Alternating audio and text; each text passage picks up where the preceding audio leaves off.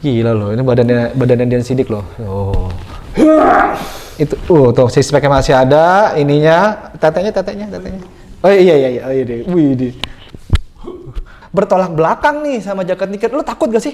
No. Image lo tuh berantakan gitu loh. No. Banyak sih dari fansnya kolosal Jaket Tinker atau orang-orang yang suka like gitu. Bang, lu kenapa sih jadi di FTV kayak gitu?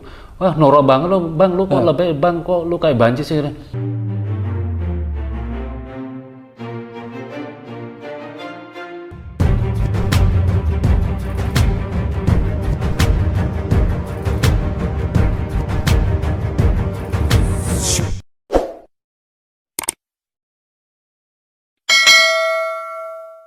Kenapa pikiran saya begitu sempit ya?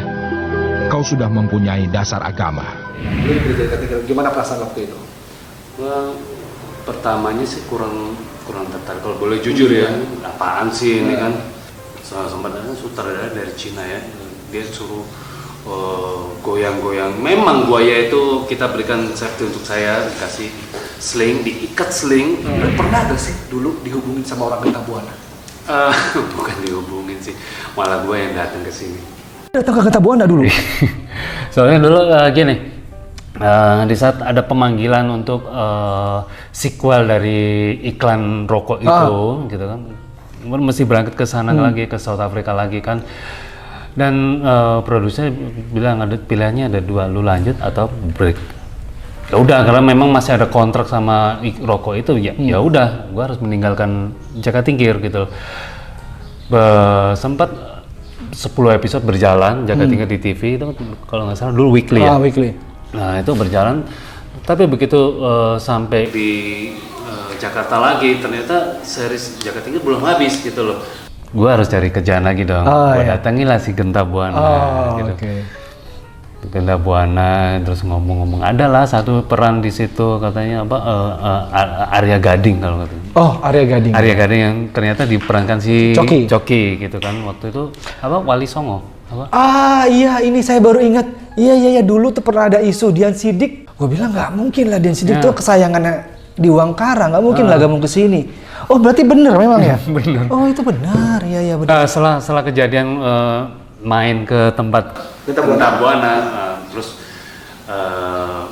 adalah selentingan dari orang-orang kantor di Wangkara gitu, main dong ke kantor. Ya udah, silaturahmi lagi sama Pak Andi di Wangkara.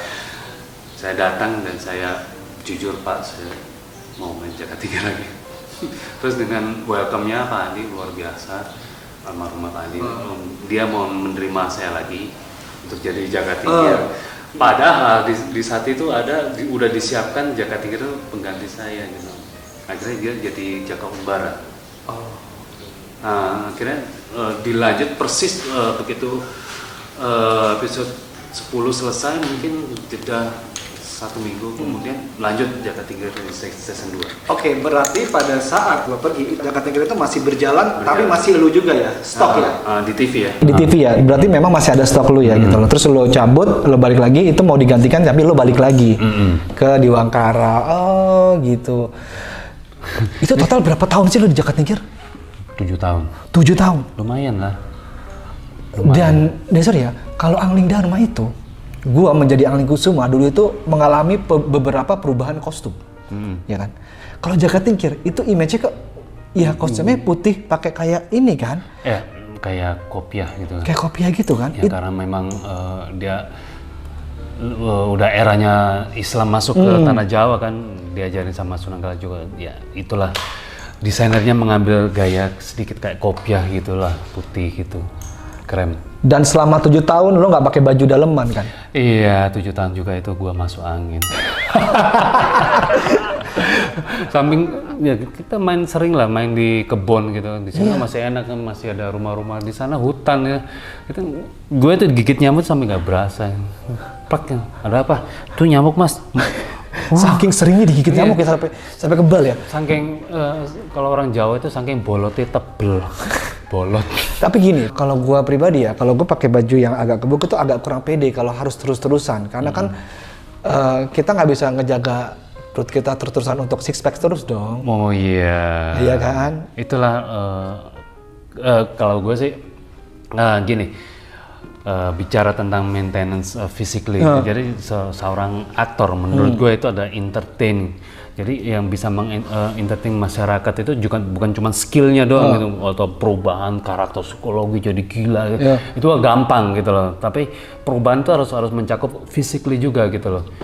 Banyak dari action gitu, kayak beberapa yang dulu juga Arjuna atau yang lain-lainnya itu dituntut badan besar, atau di Wiro Sableng yang The Movie itu besar. Ya memang harus profesional menurut gue harus memberikan sesuatu yang terbaik dari diri gue harus merubah physically menjadi berotot gitu. Selesai ya udah dibuang gitu loh. Kita harus membuang muscle itu dengan olahraga lagi, kardio, karena harus masuk ke komedi kan. Komedi kan ada sih komedi yang berbadan besar kayak Dwayne Johnson, sempat komedi juga gitu kan. Cuman menurut gue image badan raksasanya itu harus dihilangin, harus jadi sesuatu yang baru, harus kurus atau yang lainnya gitu. Ini aja di series Angling Dharma ini ya, season 2 ini itu begitu gue dapat infonya itu dan diajak gitu kan, wah seneng banget tuh. Kebetulan lagi program juga tuh, baru jalan 2 bulan program gitu.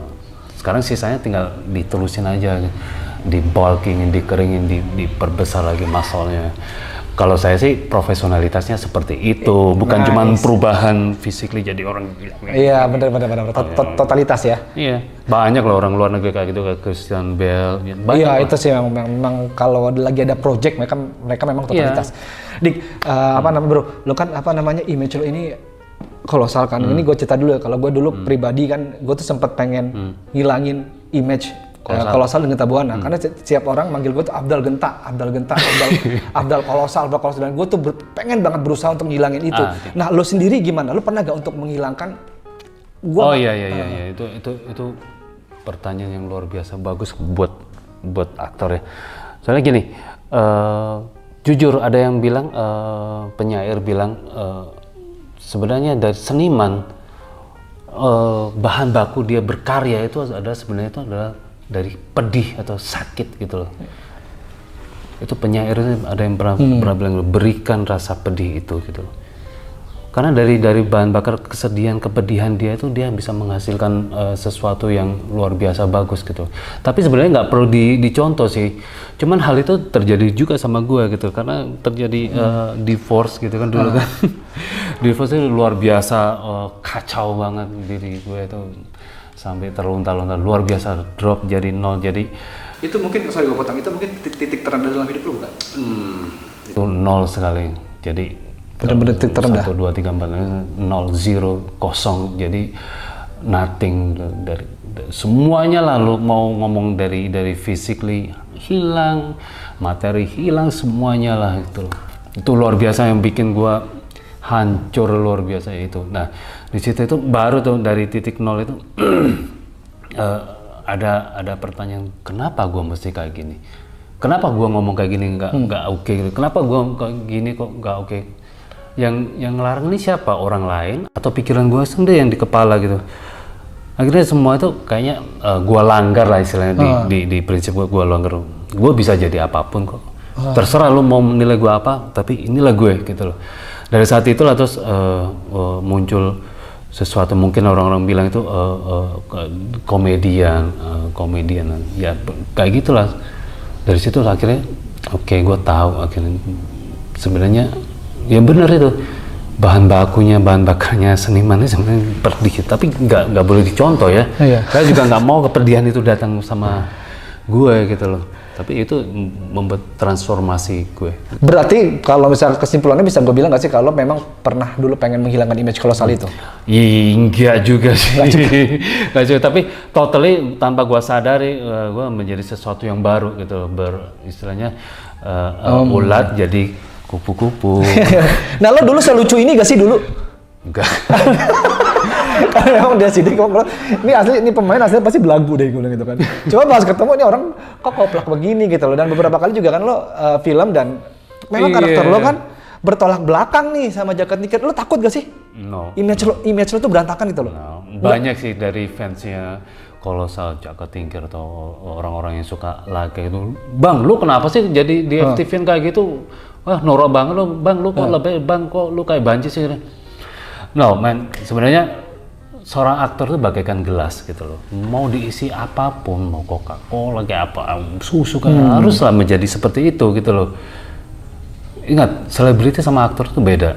Kalau aktor itu adalah pemerhati, kalau selebriti itu jadi bahan perhatian. Kalau aktor udah menjadi perhatian, dia akan jadi selebriti. Dia akan silau. Kalau dia silau, dia akan gini. Apa namanya? Sombong. Iya. Nah, kita harus melupakan itu. Ada teman gue yang ngomong, Dwi Sasono, teman baik kita. Dia bilang kalau lu bisa memerankan satu peran sampai orang itu lupa siapa nama lu yang sesungguhnya, dan cuman peran itu yang hidup gitu, dan orang mengingat peran itu, berarti lu sukses memerankan peran itu gitu loh. So far sih orang nggak ada yang tahu gitu. Lu yang mau main FTV ya, yang jadi Jaka Tingkir, tapi so far nggak ada yang tahu. But di era sekarang kan berbeda nih men. Iya. Jadi kita butuh diri kita dipublish gitu kan, dipublish lagi, gue publish ada Instagram, Sosial media, TikTok, sosmed, YouTube semuanya. Ada tim gue yang sekarang, oke, Dian, lu harus berubah sekarang, eranya seperti ini. Lu harus mau. Itu kayaknya kalau diambil gambar atau di foto itu kayak ada sesuatu yang dari gue tuh yang nggak mau terima gitu loh. Oke. Nggak mau gitu loh. Gue kalau udah memerankan sesuatu, biarin gue hilang gitu loh, dan orang akan nampak lagi gue sesuatu yang baru lagi, entah pakai kumis atau gendut atau yang lainnya dengan rambut wig. Gue pengen orang nggak mengingat nama gue, tapi ingat karakter itu gitu loh. Kalau gue sih gitu, nggak tahu kalau yang aktor yang lain. Keren sih. Tapi gini ya, oke, lo kan baru memainkan sosial media akhir-akhir ini ya, gitu kan? 2 minggu men. Iya, baru pas kita kenal kan, ya kan, sosial media. Gue mau tanya sama lo kaget gak sih? Ternyata di sosmed, Kolosal itu banyak penggemarnya. Iya, lumayan kaget sih. Gue juga tahu dari lo juga kan.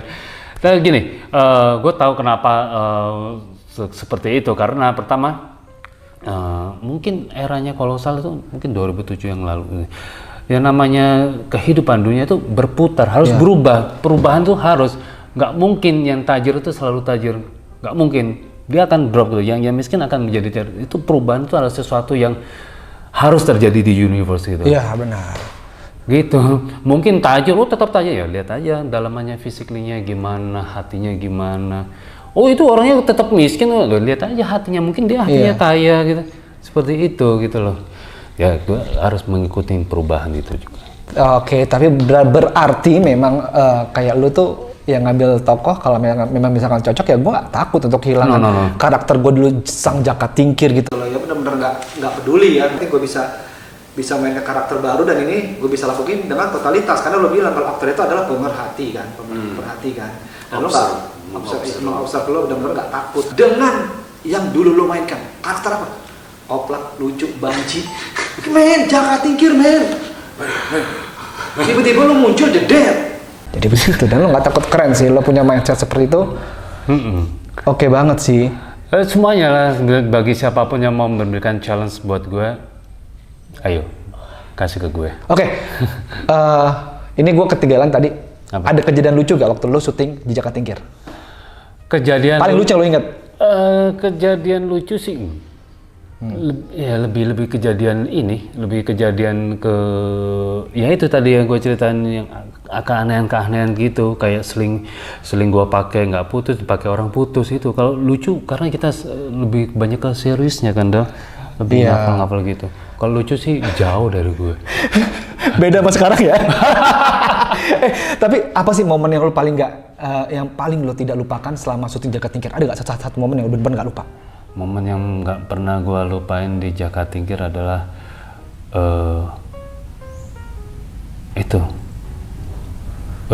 setelah selesai Jaka Tingkir gue divorce. Itu bukan momen cerita. Jujur ya, kalau lo berharap pertama jawabannya nggak ada. Itulah momen yang ya lo ingat sampai sekarang. Iya. Sorry ya kalau gue agak dalam. Memang gue sebenarnya orangnya dalam. Iya gitu. Oke sobat semua, ini kan Rika Swedian Siddiq dan kita juga penasaran di usianya sekarang ini dia masih bisa mempertahankan bentuk badan lo. Coba lihat. Oh boleh lah kalau mau show off sedikit. Gila loh, ini badannya Dian Siddiq loh. Oh. Itu tuh six pack masih ada, ininya, tetenya. Oh iya. Wih, di. Ya beginilah. Ntar kalau udah selesai ini juga hilang kok. Tetenya. Oke, ini karena waktunya juga mepet dan Siddiq juga mau ada live lagi lo ya. Iya. Oke, bro. Ini makin lagi susah dipakai baju. Thank you banyak ya. Oke. Udah mau ngobrol-ngobrol, udah mau nostalgian. Sobat, kalau kalian suka dengan konten ini, jangan lupa di like, share, dan di subscribe itu. Terus ada tombol lonceng. Biar nggak ketinggalan video-video baru dari kita.